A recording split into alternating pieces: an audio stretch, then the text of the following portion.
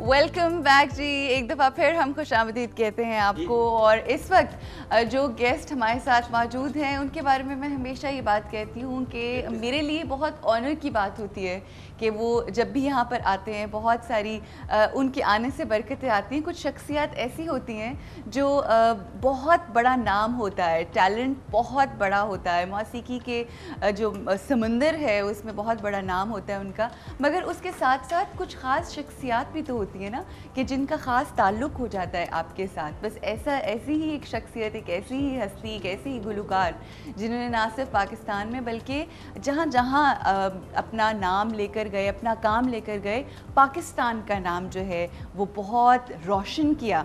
और हमें फ़ख्र है उनके ऊपर और उनके काम के ऊपर, और जिस तरह से उन्होंने अपना नाम मनवाया है और अपना काम मनवाया है। I think he is one of his own kind. अपने फ़न में, गुलकारी में यकता हैसियत रखते हैं। हमारे साथ हैं शौकत अली खान। अस्सलाम वालेकुम।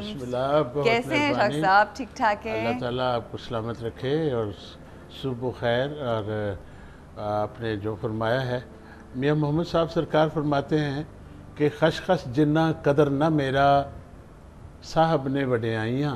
वाह वाह।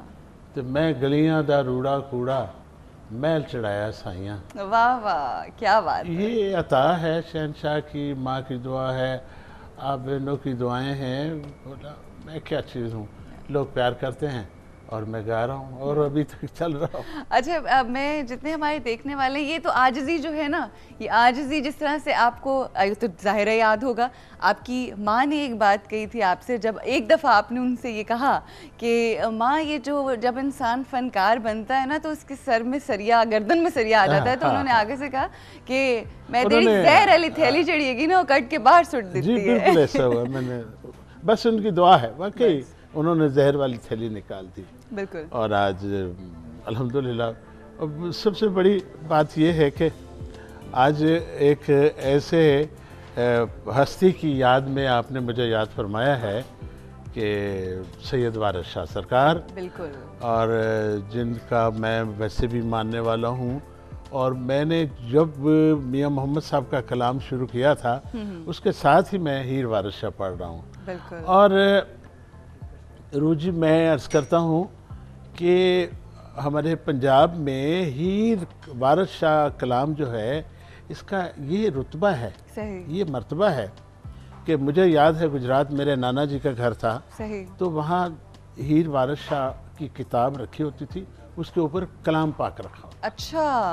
यानी उसके नीचे यानी इतना दर्जा दिया जाता था। बिल्कुल। इसलिए कि मैं अभी ये वारिस लेखा पीर वीर सिपाही हमारे बुज़ुर्ग भी हैं, दोस्त भी हैं, शायर भी हैं, उन्होंने ये वारिस लेखा जो किताब लिखी है, इसमें मैं पढ़ रहा था कि ऐसा लिखा गया है कि सूफ़ी जो बुज़ुर्ग हुए हैं, हमारे शायर हुए हैं, बाबा वारिस शाह सरकार भी उसमें तशरीफ़ लाते हैं। उसमें ऐसा उन्होंने लिखा है कि ये तो हदीस और कुरान और उसका तर्जमा आता है, इश्क़ हकीकी जो है वो बयान फरमाया है। अभी मैं ये आपकी नज़र करता हूँ, एक दो बातें हैं जो कोटेशंस हैं ज़रूर, कि तनवीर बुखारी साहब सरकार बहुत बड़े शायर, वारिस वड्डा आदमी ते वारिस वड्डा पीर, वड्डी ओदी शायरी वड्डी ओदी हीर। वाह वाह। और तालिब चिश्ती फरमाते हैं मरहूम, जद तक वसदे रहनगे तालब साडे शहर ग्रां। वाह वाह। जद तक वसदे रहनगे तालब साडे शहर ग्रां, चानन चार चुफेरे करसी वारिस शाह दा नाम। वाह वाह। बेशक। और एक जगह पे इंशाअल्लाह खान ने फरमाया था कि सुनाया रात को किस्सा जो हीर रांझे का। वाह।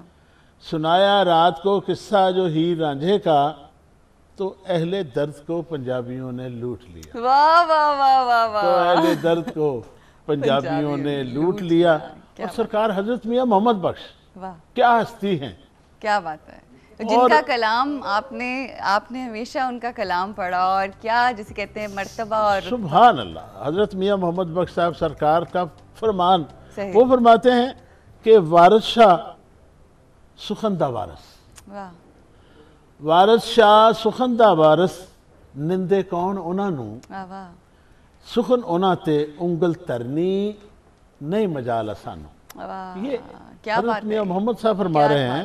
क्या बात है। तो अच्छा आप माशाल्लाह इतनी अच्छी वो जो उनके बारे में बात कही गई है वो तो माशाल्लाह है सो है, मगर कुछ चीज़ें जो मैं आप लोगों के साथ शेयर ज़रूर करना चाहूँगी शौकत अली साहब के हवाले से कि जब एलपी एक ज़माने में आया करती थी जिसके अंदर एक वक्त में सिर्फ़ और सिर्फ 2 गाने हुआ करते थे। उस ज़माने के अंदर एक तरफ जो इनका सैफुल मलूक जो बहुत ही मशहूर हुआ, कौन ऐसा शख्स है जो नहीं जानता सैफुल मलूक के हवाले से, एक तरफ वो था और दूसरी तरफ हीर वारिस शाह रिलीज़ हुई। ये मैं बात कर रही हूँ 65 में, 65 में रिलीज़ हुई। अच्छा, उसके बाद एक मूवी पंजाबी मूवी इंडिया में बनी और उसके गाने जो थे उसका नाम था हीर रांझा मूवी का, और उसके गाने आपसे गवाए गए जो आपने। मेरा शागिर्द है हाँ हरभजन मान, और आजकल पंजाबी फिल्मों का हीरो भी है और गाता बहुत खूबसूरत है।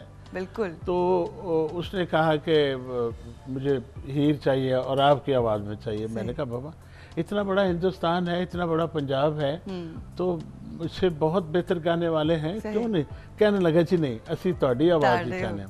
चूँकि हिंदुस्तान में बड़े ही सालों के बाद ये पंजाबी फिल्म बनी थी हीर रांझा। बिल्कुल।